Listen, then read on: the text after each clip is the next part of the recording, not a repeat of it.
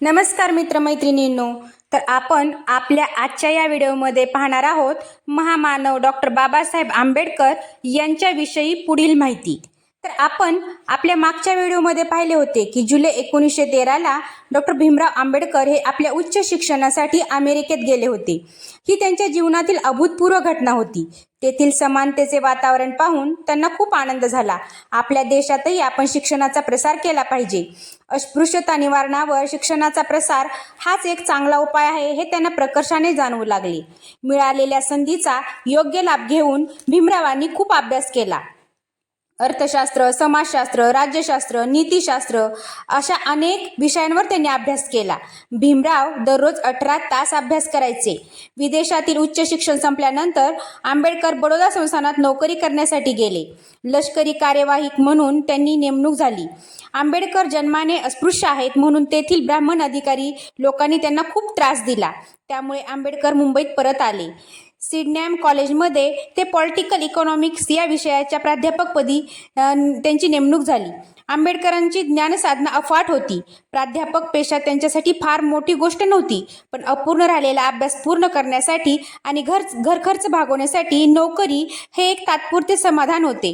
दत्तोबा पवार यांच्यामुळे कोल्हापूर संस्थानचे छत्रपती शाहू महाराजांशी आंबेडकरांची भेट झाली.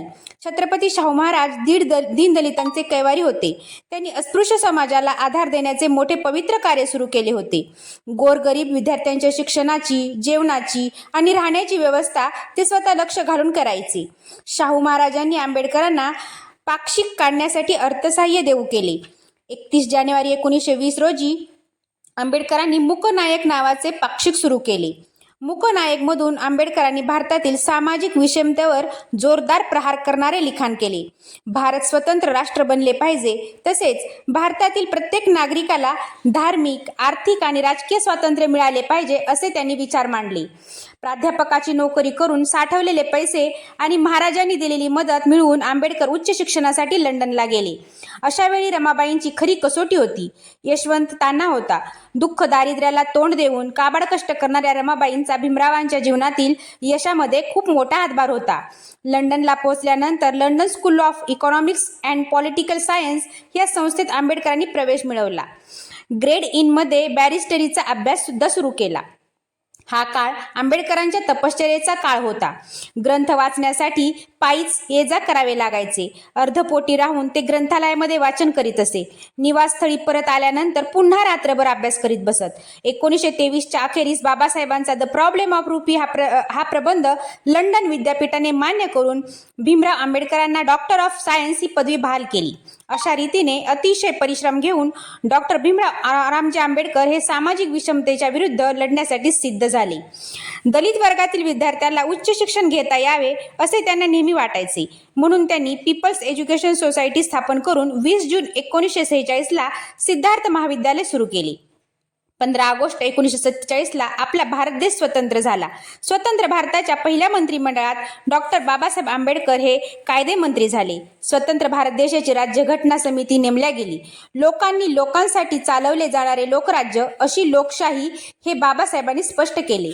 राज्यघटनेच्या स्वरूपाने त्यांनी त्यांचे स्वप्न पूर्ण केले. समता, स्वातंत्र्य, न्याय देणारी घटना त्यांनी भारत देशाला दिली. राज्यघटना निर्मितीसाठी खूप कष्ट घेतले. डॉक्टर बाबासाहेबांचा सर्व धर्माचा अभ्यास चांगला होता. हिंदू धर्मामधील मोठमोठे ग्रंथ बाबासाहेबांनी वाचलेले होते. डॉक्टर बाबासाहेबांना बौद्ध धर्मातील तत्वे खूप आवडत होती. प्रज्ञा, करुणा, ममता ही 3 तत्वे इतर धर्मात सापडत नव्हती. बौद्ध धर्मात चातुर्वर्ण आणि जातीभेद यांना वारा नव्हता. म्हणून 14 ऑक्टोबर 1956 रोजी नागपूर दीक्षाभूमीवर डॉक्टर बाबासाहेब आंबेडकरांनी आपल्या लाखो अनुयायांच्या साक्षीने बौद्ध धर्म स्वीकारला. आयुष्यभर डॉक्टर बाबासाहेब आंबेडकरांनी दीनदलितांच्या सेवेसाठी कार्य केले.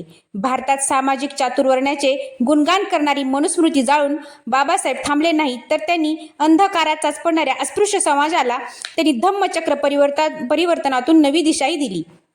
अशा या महामानवाची 6 डिसेंबर 1956 रोजी प्राणज्योत मालवली आणि सारा देश हळहळला.